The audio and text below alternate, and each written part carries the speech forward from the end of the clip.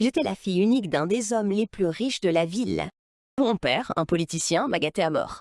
Des vols en première classe, un dressing plus grand que la maison de certaines personnes. Et oui, je l'aimais beaucoup.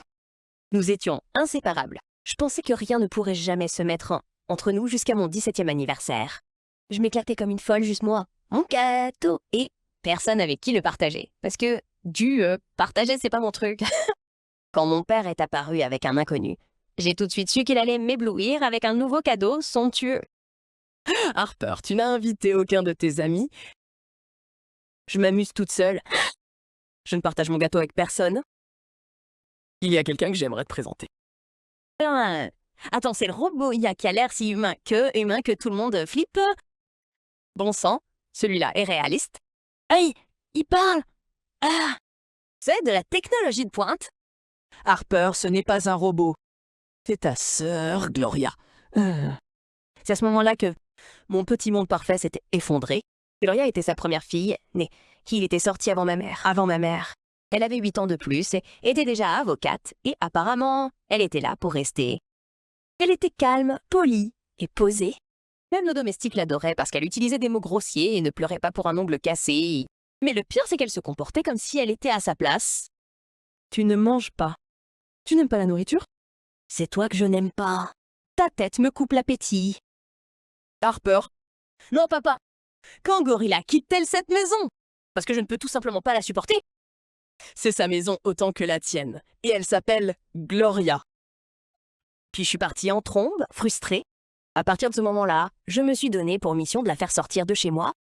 J'ai sorti tous les sales tours possibles et imaginables. J'ai secrètement versé de la colle dans la brosse à cheveux de Gloria. Et ses cheveux sont restés tellement coincés qu'elle n'a eu d'autre choix que de les couper. J'ai même renversé de l'huile de cuisson sur le sol, ce qui a fait glisser Gloria et l'a fait tomber sur le dos. Comme si cela ne suffisait pas, j'ai continué et j'ai peint à la bombe le mur de la chambre de Gloria en rouge vif. Elle a dû dormir ailleurs pendant une journée jusqu'à ce que la pièce soit repeinte. À chaque fois, papa a compris que j'étais derrière tout ça et n'arrêtait pas de me dire d'arrêter. Tu me pousses, Harper. Je vais faire quelque chose de radical si tu n'arrêtes pas. Mais je n'ai pas écouté. Je n'avais aucune intention de partager le titre d'enfant unique avec qui que ce soit, même si cela signifiait devenir une vraie méchante. Tout a explosé lorsque Gloria a fait sa première présentation au cabinet d'avocat de papa.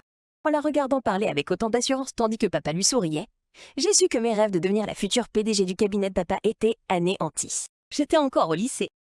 Par où allais-je même commencer à rivaliser? Alors j'ai activé l'alarme incendie.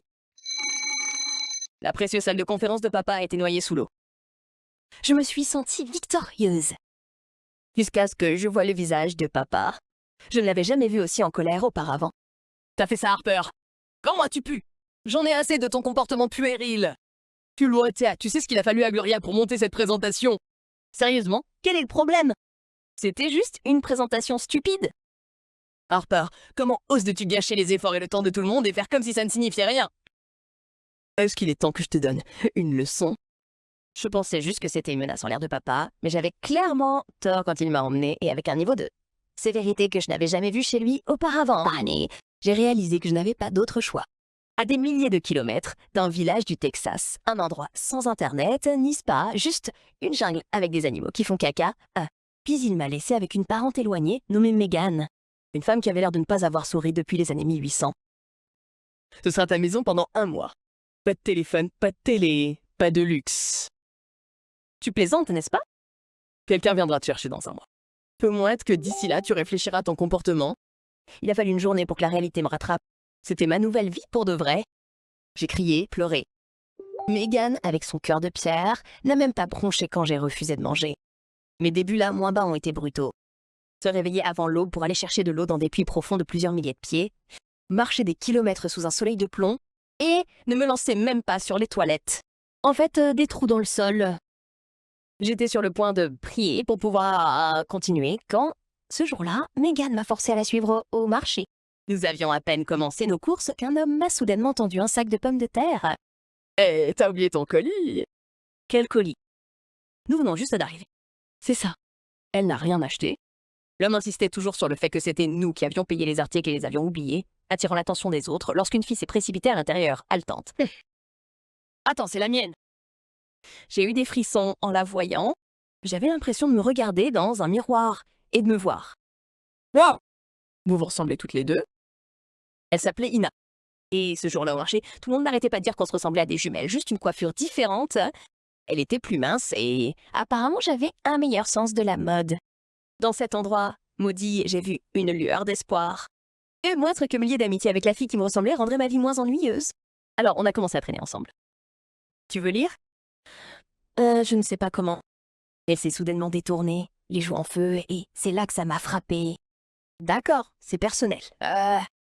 Pourquoi t'habilles-tu toujours comme si tu allais rencontrer la reine? S'il te plaît, chez moi, ce serait ma tenue de lessive. Es-tu riche?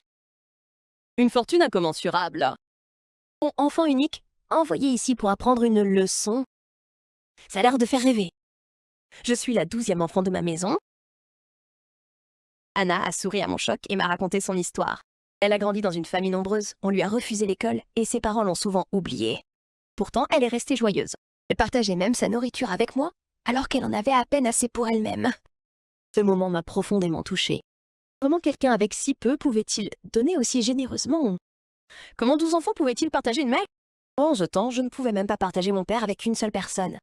J'avais honte, mais j'étais motivée à faire mieux. Je vais t'apprendre à lire. Ce sera amusant. Au début, rencontrer Anna a été comme une bouffée d'air frais. Je lui ai appris à lire, à écrire et, en retour, Anna m'a appris à profiter de la vie sans luxe. Nous étions comme deux gouttes d'eau. Elle me demandait des choses comme comment prononcer certains mots, comment marcher avec le menton relevé comme je faisais, comment je tenais ma cuillère, comment je tenais ma cuillère. Elle copiait mon rire. Je trouvais ça mignon, comme si elle m'admirait. Je ne savais pas qu'un secret se cachait sous tout cela. Bientôt, il était temps de partir. Je m'étais attachée à Ina et à tout le monde, mais j'étais impatiente de montrer à papa ma nouvelle moi. La veille de mon départ, j'ai partagé toutes mes affaires avec tous ceux qui s'en souciaient. C'était sans doute la première fois que je partageais mes affaires avec d'autres personnes, et ça m'a vraiment fait du bien. Tu vas me manquer, Harper. Tu vas me manquer aussi. Mais ne t'inquiète pas, je te retrouverai. Je t'emmènerai en ville et je te mettrai dans mon école avec le soutien de mon père.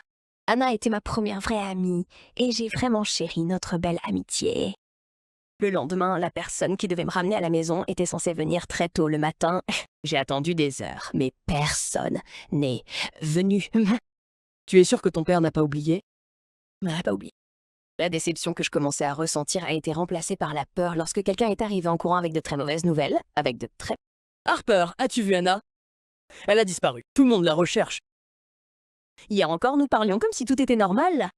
Comment a-t-elle pu disparaître sans laisser de traces? Je me suis joint aux recherches. Nous avons ratissé chaque recoin de ce village. Personne ne l'avait vue. Elle avait tout simplement disparu.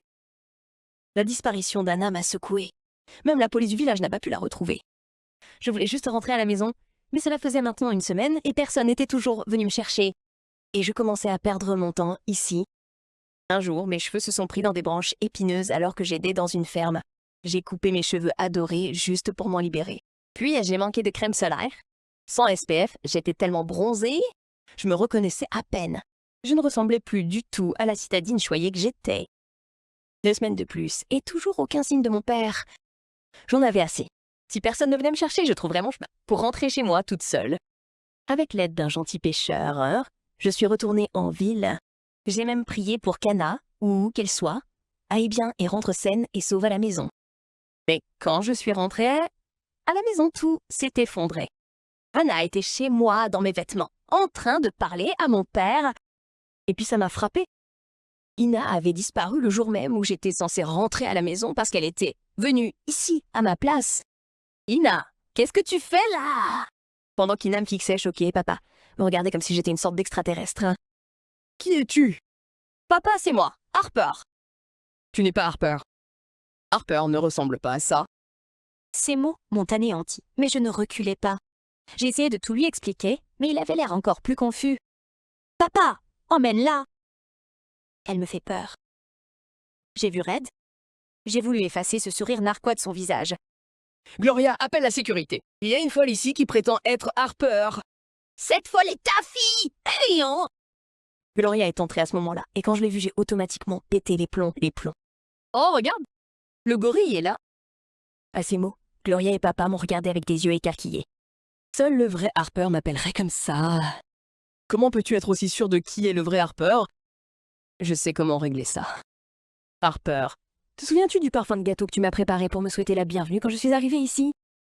Ma mémoire est un peu défaillante ces derniers temps. C'était peu moins être de la vanille. Gloria a soudainement esquissé un sourire narquois énigmatique. Puis, sans un mot, elle m'a regardé dans les yeux. As-tu perdu la tête? Je ne t'ai jamais fait de gâteau. Bingo. Donc, de toute évidence, Harper, qui est revenue il y a 2 semaines, est la prétendante. Il s'est avéré que c'était une question piège pour démasquer Anna. Mon cœur avait l'impression qu'il allait exploser d'amour pour Gloria à ce moment-là. Bravo, Sorette. Harper. Alors, qui est comment? Que se passe-t-il ici? Anna est arrivée. Nous nous sommes tous tournés vers Anna, mais elle était déjà en train de sortir de la pièce en courant vers les portes de sortie. Immédiatement, je lui ai couru après. Bien devant toi, Sorette! Avec l'aide de Gloria, nous l'avons attrapée juste avant qu'elle ne puisse s'échapper. Comment as-tu pu, Anna? J'ai fait de toi mon ami. Je t'ai appris. Je t'ai tout donné la moins bas, là, hier, juste pour que tu me poignardes dans le dos de cette façon? Je suis vraiment désolée. Je ne voulais blesser personne. Je voulais juste me sentir spéciale. Être la seule pour une fois. Si j'avais su que tu avais une sœur, je n'aurais pas osé. Et ces mots m'ont profondément touchée. Ils m'ont fait me demander si j'avais vécu de manière trop égoïste pendant tout ce temps. Quelque chose chez elle semblait étrange dès son retour. Il y avait cette incertitude, et elle était trop polie avec moi. Mon père n'en croyait pas ses yeux devant les actes trompeurs d'Anna. Lui et Gloria étaient déterminés à la dénoncer à la police. Mais j'ai supplié mon père de la laisser rentrer chez elle. Au fond de moi, je comprenais Anna, son désir de vivre la vie d'une enfant unique et riche, et je ne pouvais pas oublier le bonheur qu'elle m'avait apporté pendant le temps que nous avons passé ensemble dans ce village de campagne. Après tout ce que j'ai fait, comment peux-tu être encore aussi gentil avec moi? C'est ma façon de te remercier pour la gentillesse que tu m'as témoignée pendant la période la plus difficile de ma vie. Et puis, nous sommes restés là, à regarder la porteuse disparaître lentement, au loin les larmes aux yeux. Soudain, j'ai senti une main toucher doucement mon épaule. Je suis désolée, ma chère. Je n'ai pas réussi à reconnaître ma fille et je t'ai fait vivre une vie si difficile. Une vague d'émotions m'a submergée et j'ai fondu en larmes. J'ai jeté mes bras autour de mon père, j'ai serré Gloria contre moi et nous nous sommes tous embrassés. Je suis désolée, les gars. Quelques semaines plus tard, j'ai fait quelque chose que l'ancien moi n'aurait jamais fait. J'ai pensé à Anna. Comment j'avais tout, mais j'en voulais toujours plus et j'étais si peu disposée à partager alors qu'elle n'avait rien et qu'elle partageait si librement et aura. J'ai donc convaincu mon père de la soutenir dans la poursuite de ses études dans ce village, même si je ne pouvais plus tenir la promesse que nous étions faites d'étudier ensemble en ville. Au fond de moi, je savais que je ne pourrais plus redevenir amie avec Ina. Tu as vraiment changé. C'est incroyable. Et Gloria? Eh bien, nous avons commencé à nous entendre aussi. Merci, Gloria. Tu n'avais pas besoin de m'aider la moins bas, mais tu l'as fait. Que puis-je dire? Cette maison est devenue assez ennuyeuse sans ta fougue royale. Plus de farce dans cette maison où tu vas perdre tous tes cheveux. Je l'appelle encore Gori parfois, mais seulement pour plaisanter. Elle est intelligente, drôle et m'écoute toujours. Honnêtement, j'ai commencé à aimer cette vie de famille avec une grande sœur si merveilleuse. Vivre dans ce village m'a changé. Cela m'a rendu un. Cela m'a appris à quel point je tenais tout pour acquis. Avant, je pensais que j'avais la pire des vies simplement parce que les choses ne se passaient pas comme je le voulais. Mais tout perdre, même juste pour un instant, m'a fait réaliser à quel point j'avais de la chance. J'ai appris que parfois, on ne voit pas la valeur de ce qu'on a tant qu'on n'est pas obligé de s'en passer.